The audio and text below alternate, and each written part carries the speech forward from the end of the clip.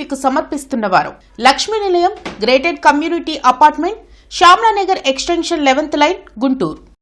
నమస్కారం. City morning news కి స్వాగతం. ముందుగా ముఖ్యాంశాలు. జీజీహెచ్ లో 10 కోట్లతో ఆర్థో ట్రామా బ్లాక్ కు శంకుస్థాపన. ఆసుపత్రి అభివృద్ధి కోసం దాతలు ముందుకు రావడం సంతోషకరమన్న కేంద్ర మంత్రి పెమ్మసాని.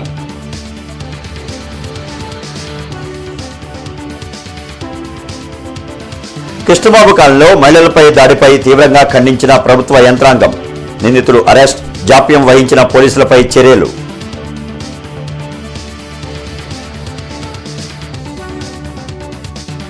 చెత్త సేకరణ ఆటోలు, స్వీపింగ్ లారీలను ప్రారంభించిన కేంద్ర మంత్రి పెమ్మసాని. త్వరలో మరో 175 ఆటోలు రానున్నాయని వెల్లడి. చెత్తను సంపదగా మారుస్తామని ప్రకటన.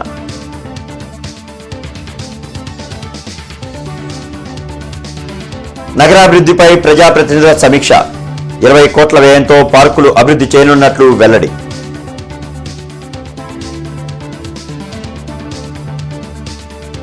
కృష్ణబాబు కాలనీలో జరిగిన మహిళపై దాడి కేసులో నిందితులను పోలీసులు అరెస్ట్ చేశారు. ఇదిలా ఉంటే ఈ ఘటనపై సీఎం చంద్రబాబు ఎక్స్ వేదికగా స్పందించారు.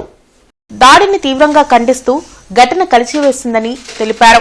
నిందితులపై క్రిమినల్ కేసులు నమోదు చేయాలని ఆదేశించారు. హోంమంత్రి అనిత ఎస్పీతో మాట్లాడారు. మహిళలపై దాడి క్షమించరాని నేరమని అన్నారు. ఇదిలా ఉంటే మహిళా కమిషన్ కూడా తీవ్రంగా స్పందించింది. సుమోటోగా కేసును స్వీకరించింది. ఎమ్మెల్యే గల్లామాధవి ఆదేశాలతో కేసు నమోదు చేసి నిందితులను అదుపులోకి తీసుకున్నట్లు నగరంపాలెం సీఐ సత్యనారాయణ తెలిపారు. ఘటన విషయం తెలుసుకున్న ఎమ్మెల్యే గల్లామాధవి మల్లెల మూర్తిని సస్పెండ్ చేసిన విషయం తెలిసిందే. టీడీపీ నేత మల్లెల మూర్తితో పాటు మొత్తం 8 మందిపై పోలీసులు కేసు నమోదు చేశారు. జీజీహెచ్ లో 10 కోట్ల వ్యయంతో నిర్మాణం చేయనున్న Aziz Khan ortho and trauma block కు కేంద్ర సహాయ మంత్రి పెమ్మసాని చంద్రశేఖర్ శంకుస్థాపన చేశారు. జీజీహెచ్ లో జరిగిన భూమి పూజ కార్యక్రమానికి ఎమ్మెల్యేలు Boorla Ramanjaneyulu, Mohammed Naseer, Dhulipala Narendra, Deccan tobacco exports managing director Shafiq Khan, superintendent Durgaprasad హాజరయ్యారు. ఈ సందర్భంగా వారు మాట్లాడుతూ జీజీహెచ్ అభివృద్ధి కోసం దాతలు ఎంతో సహకరిస్తున్నారని తెలిపారు. పేద ప్రజలకు మెరుగైన వైద్యం అందించేందుకు సిబ్బంది నిరంతరం కృషి చేస్తున్నారని చెప్పారు. ఈ కార్యక్రమంలో పిల్లి మాణిక్యారావు, తులసి రామచంద్ర ప్రభు, తేగల ప్రభాకర్, మల్లేశ్వరరావు, మాజీ డిప్యూటీ మేయర్ సజ్జిల, గాద వెంకటేశ్వరరావు తదితరులు పాల్గొన్నారు. 100 బెడ్లతో జీపీఐఎస్ 5 బిల్డింగ్ నిర్మాణం చేస్తున్నామని కేంద్ర సహాయ మంత్రి పెమ్మసాని చంద్రశేఖర్ పేర్కొన్నారు. 10 కోట్ల వ్యయంతో నిర్మాణం చేయనున్న ఆర్థో అండ్ ట్రామా బ్లాక్ కు మంత్రి పెమ్మసాని చంద్రశేఖర్ శంకుస్థాపన చేశారు. ఈ సందర్భంగా ఆయన మాట్లాడుతూ అజీజ్ ఖాన్ పేరుతో తన కుమారుడు Shafiq Khan ortho and trauma block నిర్మాణానికి 10 కోట్లు డొనేట్ చేయడం సంతోషంగా ఉందన్నారు. గత 2 ఏళ్లుగా జీజీహెచ్ లో ఎన్నో అభివృద్ధి కార్యక్రమాలు చేపట్టామని తెలిపారు. ప్రతి నెల 200కు పైగా ట్రామా ఆపరేషన్లు జీజీహెచ్ లో జరుగుతున్నాయని చెప్పారు. రానున్న రోజుల్లో ఆర్థో అండ్ ట్రామా బ్లాక్ ను అభివృద్ధి చేసి మోకీలు మార్పిడి ఆపరేషన్లు చేయనున్నామని తెలిపారు. ఈ కార్యక్రమంలో ఎమ్మెల్యేలు, కార్పొరేషన్ చైర్మన్లు తదితరులు పాల్గొన్నారు. గ్రౌండ్ ఫ్లోర్ లో ఎక్స్రే, ఈసీజీ, అల్ట్రాసౌండ్, అదేవిధంగా డ్రెస్సింగ్ రూములతోటి ఓపీ ఉంటుంది. ఇక్కడ 18 నెలల్లో దీన్ని కంప్లీట్ చేయాలనేటువంటి ముఖ్య ఉద్దేశం. ఎందుకంటే దాదాపుగా ఇక్కడ ప్రతి నెల 10 నుంచి 12,000 మంది ఆర్థో ట్రామా బ్లాక్ ఇక్కడికి వస్తారు. 350 సర్జరీలు జరుగుతాయి. ఇక్కడ 50 సంవత్సరాల క్రితం కట్టినటువంటి బిల్డింగు, ఆ బిల్డింగులో కొన్ని మెయింటెనెన్స్ లేక పైనుంచి పెచ్చులొట్టం, నర్సులకు కానీ పనిచేసే వాళ్ళకి కానీ కొన్ని సేఫ్టీ ఇష్యూస్ రకరకాలుగా ఉన్నాయి. కాబట్టి ఈ కొత్త భవనం వచ్చే 75 నుంచి 100 సంవత్సరాలు ఈ ప్రాంత ప్రజలకి మంచి ఆధునిక వస్తువులు అందిస్తుందని, అది ఇంటర్నేషనల్ స్టాండర్డ్లో కట్టబోతా ఉన్నారు. కాబట్టి ఇది మంచిగా ఉపయోగపడుతుంది. అదేవిధంగా మనం ఈరోజు చూస్తూ ఉంటే రెగ్యులర్గా ట్రామాతో వచ్చేటువంటి ప్రాబ్లమ్సే కాకుండా చాలామంది కీళ్ల నొప్పులతోటి నీ ట్రాన్స్ప్లాంట్స్ ఇవన్నీ కూడా అడుగుతూ ఉన్నారు. అవి కొంచెం భారంతో కూడినటువంటివి. మనం ఇప్పుడు అక్కడక్కడ తిరుపతిలో కొన్ని పంపిస్తూ ఉన్నాము. ఎక్కడన్నా మనం కుదిరించాడు సీఎం రిలీఫ్ ఫండ్ ద్వారా కొంత చేయగలుగుతూ ఉన్నాం. మహిళలపై ఎవరు దాడులు చేసినా, వారిని కించపరిచినా చూస్తూ ఊరుకోమని డీఎస్పీ బెల్లం శ్రీనివాసరావు హెచ్చరించారు. కృష్ణబాబు కాలనీలో మహిళను వివస్త్రను చేసిన ఘటనలో నిందితులు మల్లెల వెంకట రమణమూర్తి, అతని కుటుంబ సభ్యులపై కేసు నమోదు చేశామని డీఎస్పీ బెల్లం శ్రీనివాసరావు పేర్కొన్నారు. 21వ వార్డులో బోర్ రిపేరు విషయంలో మల్లెల వెంకట రమణ మూర్తి నాగేశ్వరరావు అనే వ్యక్తిని 10,000 రూపాయలు డిమాండ్ చేశారని తెలిపారు. అయితే డబ్బులు ఇచ్చేందుకు ఒప్పుకొని నాగేశ్వరరావుపై దాడికి పాల్పడ్డారని చెప్పారు. అడ్డుకోబోయిన నాగేశ్వరరావు భార్యను వివస్త్రను చేసి అవమానపరిచారని వారందరిపై కేసు నమోదు చేశామని డీఎస్పీ తెలిపారు. జీవిస్తూ ఉంటాడు. వాటి ఒక బోర్ ఉంటే ఆ బోర్ రిపేర్ వస్తే 15/7 తేదీ మధ్యాహ్నం 2 గంటల సమయంలో ఆ బోర్ రిపేర్ చేస్తూ ఉన్నప్పుడు ఆ 21వ వార్డు కార్పొరేటర్ 21వ వార్డు సంబంధించిన వార్డు సెక్రటరీ మల్లెల వెంకటరమణమూర్తి అలియాస్ మూర్తి అతను వచ్చేసి నాకు 10,000 డబ్బులు ఇవ్వాలా, లేదా మూర్తి నేను బోర్ రిపేర్ చేయించను, లేదా అట్లా చేస్తానని చెప్పి నేను డిమాండ్ చేశారు. దాని మీద నాగేశ్వరరావు కను ప్లస్ మూర్తికి ఇద్దరికి ఘర్షణ జరుగుతూ ఉన్నప్పుడు ఈ నాగేశ్వరరావు భార్య పద్మ వాళ్ళ కొడుకు వచ్చేసి సర్ది చెప్పేసి పంపించేశారు. తర్వాత నాగేశ్వరరావు ఇంట్లోకి తీసుకెళ్ళిపోయారు. తర్వాత అదే రోజు రాత్రి 9 గంటల సమయంలో ఈ యొక్క మూర్తి భార్య సంపూర్ణ, మూర్తి చెల్లెలు దుర్గా, వాళ్ళ బావమరిది రమేష్, తమ్మిశెట్టి విజయ మరియు వాళ్ళ కుమారుడు కార్తీకు, దుర్గాప్రసాదు, అలాగే తమ్మిశెట్టి విజయ కొడుకు తమ్మిశెట్టి వెంకటేష్, మూర్తి తల్లి కొండమ్మ వీళ్ళందరూ కలిసి మళ్ళీ ఇంటి మీదకి వచ్చేసి వీళ్ళని కొట్టడం జరిగింది. ఆ సమయంలో మూర్తికి సంబంధించిన మూర్తి బావమరిది రమేష్, వెంకటేష్ అలియాస్ మాధవి, వెంకటేష్ అలియాస్ మాధవి వీళ్ళందరూ ఏంటంటే పద్మ మీదకి వచ్చేసి పద్మ యొక్క బట్టలు లాగడం చించడం జరిగింది.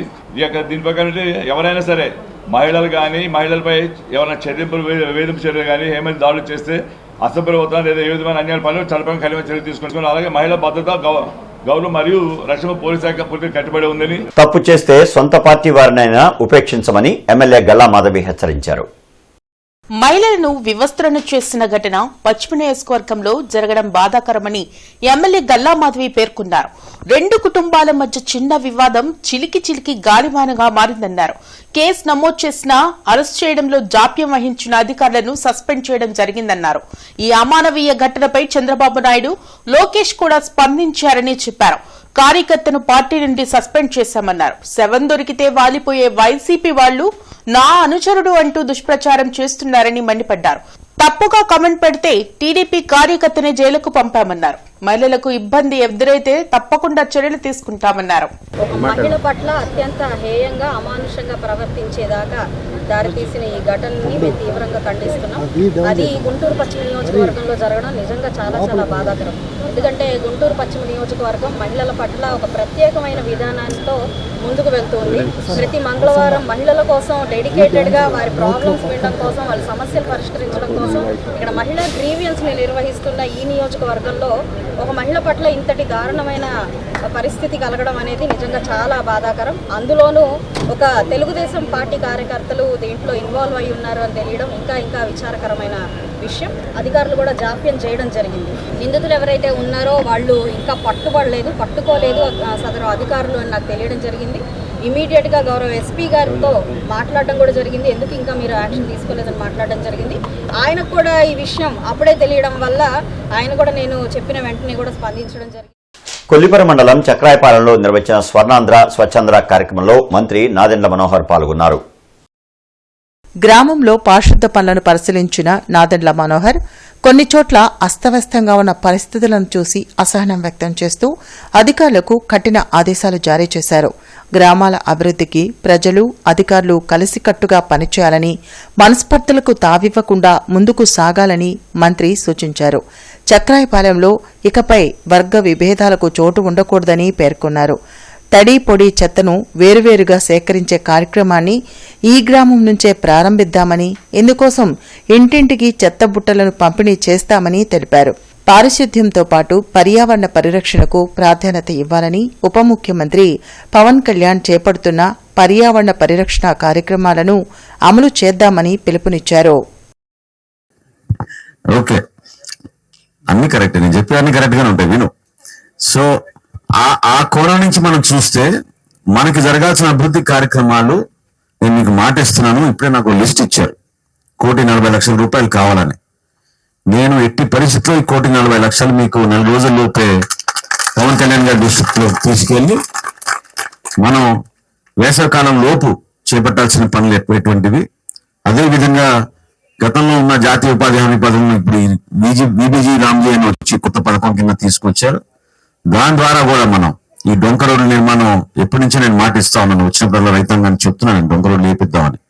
ఆ 2 డొంక రోడ్లు ముందు ప్రాధాన్యత ఇచ్చుకుంటూ చిన్న ఆరోగ్య సమస్యలు మీకు రాకూడదనే ఉద్దేశంతో మనం ఇంత వ్యవస్థ ఇక్కడ ఏర్పాటు చేశాం. ప్రాథమిక చికిత్స ఇక్కడ జరగాలి, మనకి ఆశా వర్కర్లు ఉంటారు, డాక్టర్లు ఉంటారు, మీకు మందులు ఏర్పడినాక మనం ఇబ్బంది పడుతున్నాం, కానీ సమస్య రాకన్నా ముందు మన ఆరోగ్యం ఎట్లా ఉందో మనం చెక్ చేసుకోవడం లేదు. గుంటూరు కార్పొరేషన్ పరిధిలో 25 చెత్త సేకరణ ఆటోలు, 6 స్వీపింగ్ లారీలను ఎమ్మెల్యేలు బోర్ల రామాంజనేయులు, నసీర్ అహ్మద్, గల్లా మాధవితో కలిసి కేంద్ర మంత్రి పెమ్మసాని చంద్రశేఖర్ ప్రారంభించారు. ఈ సందర్భంగా మంత్రి పెమ్మసాని మాట్లాడుతూ మెయింటెనెన్స్ లేకపోవడంతో చెత్త సేకరణ ఆటోలు పాడైపోయాయన్నారు. పీపీపీ 3లో 25 వాహనాలు వచ్చాయన్నారు. మరో 175 ఆటోలు రానున్నాయని తెలిపారు. ఒక్కో ఆటో 1000 ఇళ్లకు వెళ్లి చెత్త సేకరించాలన్నారు. ఒక్కో ఆటోకు ఏడాదికి 69,000 రూపాయలు చెల్లిస్తామన్నారు. చెత్తను సంపదగా మారుస్తున్నామని ఎమ్మెల్యే మహమ్మద్ నసీర్ పేర్కొన్నారు. ఈ కార్యక్రమంలో collector Saikanth Varma, commissioner K Mayur Ashok, Swachh Bharat అధికారులు, కూటమి నాయకులు పాల్గొన్నారు.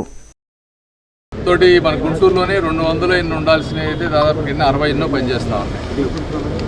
ఇలాంటి ప్రాబ్లమ్స్ అన్నీ మన పట్టణంలో అన్ని పట్టణాల్లో ఉన్నాయి. కాబట్టి వీటన్నిటినీ శాశ్వతంగా క్లియర్ చేయాలంటే ఏ విధంగా చేయాలని ముఖ్యమంత్రి గారు, అదేవిధంగా అర్బన్ మినిస్టర్ నారాయణ గారు ఆలోచించి ఒక పీపీపీ మోడల్లో అవుట్సోర్సింగ్ మెకానిజంలో గవర్నమెంట్ ఏమీ కొనదు, వీటిని వేరే వాళ్ళే డ్రైవర్ని పెట్టుకొని వాళ్ళే మెయింటైన్ చేసుకొని ఇంటింటి నుంచి చెత్త తీసుకెళ్లే మార్గాన్ని ఈరోజు తీసుకొచ్చారు. రాష్ట్ర వ్యాప్తంగా మన గుంటూరుకి దాదాపుగా 200 దాకా ఈ ఎలక్ట్రిక్ ఆటోస్ వస్తాయి. మీరు చూస్తే టాటా మేక్ స్ట్రాంగ్గా బాగా ఉన్నాయి.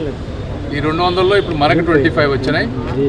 5 సంవత్సరాలు ఏదైతే ఈ ఎలక్ట్రిక్ వెహికల్స్ మెయింటెనెన్స్ ఇబ్బంది అవుతుందనేటువంటి పరిస్థితులను గమనించి వీటిని నెలకి 69,000 రూపాయలతో ఒక ప్రైవేట్ ఏజెన్సీ దాన్ని మెయింటైన్ చేయడమే కాకుండా ప్రతిరోజు దాన్ని మానిటర్ చేసేటువంటి కార్యక్రమాన్ని కూడా ఆ ప్రైవేట్ అప్పగించడంతో పాటు ఈరోజు నగరానికి సంబంధించి స్వీపింగ్ మెషిన్స్ ఎంతో అవసరమైనటువంటి మెషిన్స్ని 6 మెషిన్స్ని ఈరోజు ఇవ్వడం జరుగుతూ ఉంది. ఒక్కొక్క మెషిన్ దాదాపు 6.5 కోట్ల రూపాయలతో ఆ మెషిన్ కూడా ఈరోజు 6 మెషిన్స్ని ఇవ్వడం జరుగుతూ ఉంది. తప్పకుండా గుంటూరు కార్పొరేషన్గా అవసరమైనటువంటి గవర్నమెంట్ నుంచి వచ్చేటువంటి సపోర్ట్తో పాటు అధికారులు అలాగే ప్రజాప్రతినిధులుగా మేము కూడా నిత్యం కూడా ప్రజలకు అవసరమైనటువంటి శానిటేషన్ కానీ నగరాన్ని మరింత సుందరంగా అలాగే శానిటైడ్గా ఉంచడానికి ప్రయత్నం చేస్తా ఉన్నామని చెప్పి ప్రజలను కూడా తెలియజేస్తాం. వందే మాత్రం 150 ఏళ్ల జాతీయ చైతన్య గాథ పుస్తకావిష్కరణ హిందూ ఫార్మసీ కళాశాలలో జరిగింది.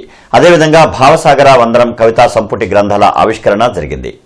భారత జాతీయ చైతన్యానికి 150 ఏళ్లుగా స్ఫూర్తినిస్తున్న వందే మాతర గీతం చరిత్రను సమగ్రంగా ఆవిష్కరించడం అభినందనీయమని మాజీ మంత్రి డొక్కా మాణిక్యవర ప్రసాద్ తెలిపారు. సభకు మల్లికార్జునరావు అధ్యక్షత వహించారు. పుస్తకాన్ని శ్యాంప్రసాద్ రెడ్డి రచించగా ఆదిత్య ఆవిష్కరించారు. వందే మాతర గీతం ఎందరికో స్ఫూర్తిని ఇచ్చిందని డొక్కా ఈ సందర్భంగా తెలిపారు.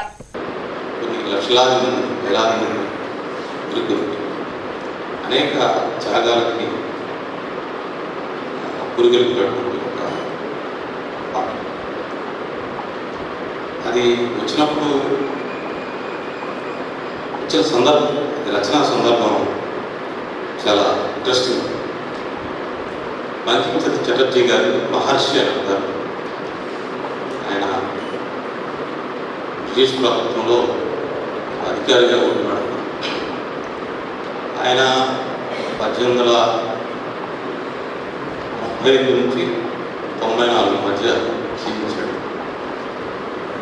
ఆయన రాసిన సాహిత్యం కేవలం వందే మాత్రం బాగా పాపులర్ అయింది, కానీ ఆయన ఫిలాసఫీ చాలా వెరైటీ ఆఫ్ ఫిలాసఫీ.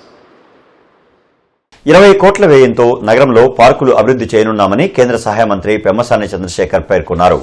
గుంటూరు కార్పొరేషన్లో జరుగుతున్న అభివృద్దిపై జరిగిన సమీక్షా సమావేశం కేంద్ర సహాయ మంత్రి పెమ్మసాని చంద్రశేఖర్ అధ్యక్షతన జరిగింది. ఈ కార్యక్రమంలో ఎమ్మెల్యేలు బోర్ల రామాంజనేయులు, మహమ్మద్ నసీర్, గల్లా మాధవి, కమిషనర్ కె మయూర్ అశోక్ పాల్గొన్నారు. ఈ సందర్భంగా మంత్రి పెమ్మసాని మాట్లాడుతూ నగరంలో మంచినీరు వృధా కాకుండా అందరికీ అందించేందుకు స్మార్ట్ మీటర్ విధానం కమిషనర్ తెచ్చారని వెల్లడించారు. పీవీకే నాయుడు కూరగాయల మార్కెట్ అభివృద్దికి ఎవరూ టెండర్లు వేయలేదని అన్నారు. ఈ కార్యక్రమంలో మద్దిరాల మేని, తాళ్ల వెంకటేష్ యాదవ్, చిష్టి తదితరులు పాల్గొన్నారు. ఒక స్మార్ట్ మీటర్స్ తీసుకొచ్చారు. ఈ వాటర్ మీటర్స్ ఏవైతే ఉన్నాయో, ఇంతకుముందు మాన్యువల్ బిల్లింగ్ లేకుండా యాప్ బేస్డ్ బిల్లింగ్ తీసుకురావటం వల్ల లీకేజెస్, వాటర్ లీకేజెస్, అబ్యూజ్ తగ్గి దాదాపు నెలకి 10 లక్షల రూపాయల ఇన్కమ్ పెరిగింది అని చెప్తా ఉన్నారు. అంటే ఇయర్లీ వచ్చేటికి 1.5 crore. బట్ ఇది స్టార్టింగ్ కాబట్టి మెయిన్ డబ్బుల కన్నా కూడా వాటర్ అబ్యూజ్ వేరే వాళ్ళు కాకుండా కరెక్ట్గా డిస్ట్రిబ్యూట్ అయ్యేటువంటి మెకానిజం, అది వెరీ గుడ్ ఫీచర్. రెండోది, ఇప్పుడు మన శానిటేషన్ ఇష్యూస్ ఉన్నాయి. శానిటేషన్స్లో కొంతమంది వర్కర్స్ రాకపోవటం, ఫేక్ అటెండెన్స్లు వేయటం, ఇవన్నీ ఉన్నాయి. వీటన్నిటినీ అరికట్టడానికి జియో ట్యాగింగ్ చేసి వాళ్ళ ఏరియాలో ఫేషియల్ రికగ్నిషన్ ద్వారా అటెండెన్స్ చేసి సైన్ ఇన్ సైన్ అవుట్ చేసే విధంగా ఒక యాప్ తీసుకొస్తా ఉన్నారు. దీంతో కొంత శానిటేషన్ ఇంప్రూవ్ అవుతుంది అనేది మా ఆశయం. అది కూడా ఒక వెరీ గుడ్. థర్డ్ వచ్చేటప్పటికి ఈ ఆగిపోయిన మన ఒక పని మేము ముస్లిం బరియల్ గ్రౌండ్ గురించి అడగడం జరిగింది. దానికి కూడా ల్యాండ్ని వాళ్ళు ఐడెంటిఫై చేశారు. రానున్న రోజుల్లో దానికి కూడా మాకు సొల్యూషన్ రాబోతూ ఉంది.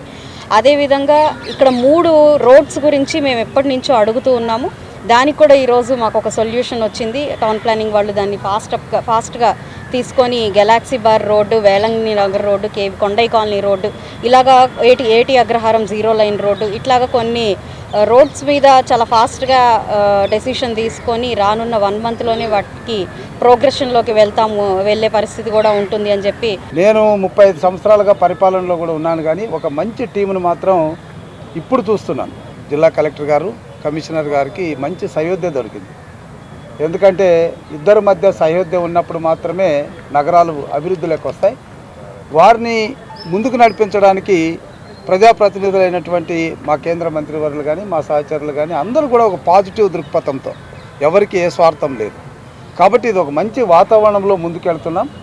ఈ మంచి వాతావరణంలో రేపు ఎదురయ్యేటటువంటి సమస్యను కూడా ఈరోజే పసిగట్టి ఒక పాజిటివ్ దృక్పథంతో ముందుకెళ్ళేటటువంటి కలెక్టర్ గారు కానీ, కమిషనర్ గారు కానీ ఉండడం వల్ల, ఎందుకంటే వాళ్ళంతా డూయర్స్, మేమంతా కూడా చెప్పేటటువంటి వాళ్ళమే కానీ చేసేటటువంటి వాళ్ళు ఉన్నారు. కాబట్టి ఖచ్చితంగా ఒక మంచి పరిణామం, మంచి కార్పొరేషన్లో మంచి ప్రజలకు మంచి సౌకర్యాలు జరుగుతాయని నేను కోరుతున్నాను. మెప్మా సిఓ ఇందిరా సుశీల 4 నెలలుగా జీతాలు రానివ్వకుండా ఇబ్బందులు పెడుతున్నారని 12వ వార్డు ఆర్పీలు ఎమ్మెల్యే మొహమ్మద్ నసీర్కు ఫిర్యాదు చేశారు. గత 24 ఏళ్లుగా అదే సెంటర్లో విధులు నిర్వహిస్తున్న సీఓ ఆర్పీలను పలు ఇబ్బందులు పెడుతున్నారని ఆర్పీ జకియా ఆవేదన వ్యక్తం చేశారు. అదేమంటే సమయపాలన పాటించకుండా విధుల్లో ఉంచి అసభ్య పదజాలాలతో వేధిస్తున్నారని అన్నారు. 10 మంది ఆర్పీల జీతాలు రాకుండా అడ్డుకొని వేధిస్తున్నారని చెప్పారు. పనిచేసే చోట రాజకీయ నాయకుల పెత్తనం ఎక్కువగా ఉందని అన్నారు. ఈ కార్యక్రమంలో ఫాతిమున్నిసా తదితరులు పాల్గొన్నారు. మాకు దాదాపు 4 నెలల నుండి కూడా మా సీఓ అప్రూవల్ ఇవ్వట్లేదండి మా శాలరీలకి. ఆవిడ అప్రూవల్ ఇస్తేనే మాకు హయ్యర్ వాళ్ళు మాకు శాలరీలు వేస్తారు. అవి లేవు. మాకు చేత వర్కులు మాత్రం బాగా చేయించుకుంటున్నారు. సర్వేలు, ఒక సర్వే అయినామంటే ఇంకో సర్వే అలా 4-5 నెలలు, దాదాపు 6 నెలల నుండి మా కష్టాలే మేము పడుతున్నాం. అయినా శాలరీ గురించి అడిగితే పై అఫీషియల్ వాళ్ళు వేయట్లేదు. నన్ను ఏం చేయమంటారని ఆవిడే మళ్ళీ మమ్మల్ని క్వశ్చన్ వేస్తుంది. నిన్న వెళ్ళామండి, హయ్యర్ ఆఫీసర్కి వెళ్ళాము, మా ఎండీ గారి దగ్గరికి వెళ్ళాము. మాకు ఆదినారాయణ గారు సార్ చెప్పారు, అమ్మ మీకు మీ సీఓ వాళ్ళు, మీ కింద లెవెల్లో వాళ్ళే మాకు అప్రూవల్ అనేది పంపాలి, మిగిలిన సీఓలు అందరూ పంపారు, మీ 10 మందికే రాలేదని మాత్రం చెప్పారు సార్. మా వార్డులో ఉన్న క్లస్టర్ ఇన్ఛార్జ్ హఫీజ్ గారిని తీసుకొని వచ్చి ప్రతి గ్రూప్ మీటింగ్ వాళ్లతో జరుగుతుంది సార్. మా సీఓ ఇప్పుడు గ్రూప్ మీటింగ్ అంటే మేము చేయాలి, ఆర్పీలతో అవ్వకపోతే పై అధికారి అయినా సీఓ చేయాలి. అట్లా ఉండదు సార్ మా వార్డులో. పార్టీ వాళ్ళు వచ్చి పార్టీ వాళ్ళు ఆఫీసులలో కూర్చొని వాళ్ళు చేస్తారు సార్. మొత్తం హఫీజ్ గారే చేయాలి. వాళ్ళ ముందు మళ్ళీ మేమేం మాట్లాడకూడదు సార్. నోరిప్పి కూడా మేమేం మాట్లాడకూడదు. అట్లా చేస్తున్నారు సార్. హెరాస్మెంట్ చాలా ఎక్కువ అయిపోతుంది సార్. మాకు మాత్రం ఈ సీఓని ట్రాన్స్ఫర్ చేయమని మేము ప్రతి చోట పెట్టాం సార్. అణగారిన దళిత క్రైస్తవుల హక్కుల సాధన జాతీయ ఉద్యమంలో భాగంగా ఆగస్టు 10వ తేదీన దేశ రాజధాని న్యూఢిల్లీలోని జంతర్ మంతర్ వద్ద చలో ఢిల్లీ మహాప్రదర్శన, జాతీయ మహాధర్నా నిర్వహించనున్నట్లు అఖిల భారత దళిత క్రైస్తవ హక్కుల పరిరక్షణ సమితి ప్రతినిధులు తెలిపారు. గుంటూరు రాజ్య సెంటర్ వేదికగా ఈ కార్యక్రమం వివరాలను వెల్లడించారు. దళిత క్రైస్తవుల సామాజిక, సాంస్కృతిక, ఆర్థిక, రాజకీయ మరియు విద్యాపరమైన స్థితిగతులను, వారి జీవన ప్రమాణాలను సమగ్రంగా తెలుసుకునేందుకు కేంద్ర ప్రభుత్వం ప్రత్యేక చర్యలు చేపట్టాలని ఈ సందర్భంగా డిమాండ్ చేశారు. తమ న్యాయమైన హక్కుల సాధన కోసం దేశవ్యాప్తంగా ఉన్న దళిత క్రైస్తవులంతా ఈ ఉద్యమంలో కలిసికట్టుగా కదలాలని పిలుపునిచ్చారు. ఈ కార్యక్రమంలో అఖిల భారత దళిత క్రైస్తవ హక్కుల పరిరక్షణ సమితి వ్యవస్థాపక జాతీయ అధ్యక్షులు సంగటి చిన్నయ్య ఏసేపు, జాతీయ working president S Joel Richardson, జిల్లా అధ్యక్షులు డేవిడ్ విలియమ్స్ మరియు ముఖ్య నాయకులు, ప్రతినిధులు తదితరులు పాల్గొన్నారు. మరి ఈనాడు జరుగుతున్నటువంటి ఎస్సీ హోదా, దళిత క్రైస్తవులకు ఎస్సీ హోదా కలిగించాలని ప్రత్యేకంగా మా యొక్క డిమాండ్లు, ఈ 4 డిమాండ్ల మీద మేము పోరాటం చేస్తున్నాం. మరి మొట్టమొదటిగా 1950 రాష్ట్రపతి ఉత్తర్వులను సవరించాలి.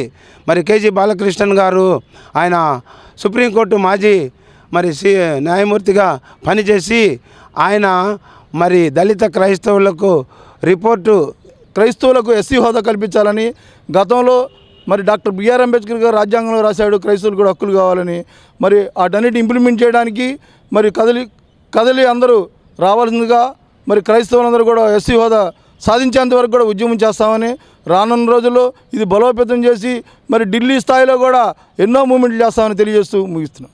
పశ్చిమ ఎంఆర్ఓ పిఏ కిరణ్ కుమార్ ఆధ్వర్యంలో పశ్చిమ తహసీల్దార్ కార్యాలయంలో నిన్న జరిగిన స్వచ్ఛ భారత్ కార్యక్రమంలో ప్రముఖ సామాజికవేత్త డాక్టర్ గోళ్లమూడి రాజచంద్రబాబు పాల్గొన్నారు.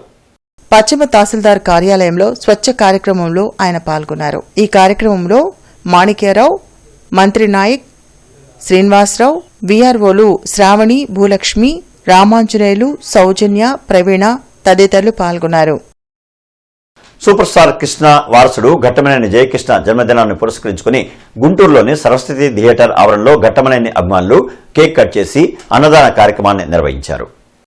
ఈ సందర్భంగా అభిమానుల తరపున పర్వేజ్ చిష్టి మాట్లాడుతూ త్వరలో ప్రేక్షకుల ముందుకు రానున్న శ్రీనివాస మంగాపురం చిత్రం ఘన విజయం సాధించి సూపర్ హిట్ కావాలని ఆకాంక్షించారు.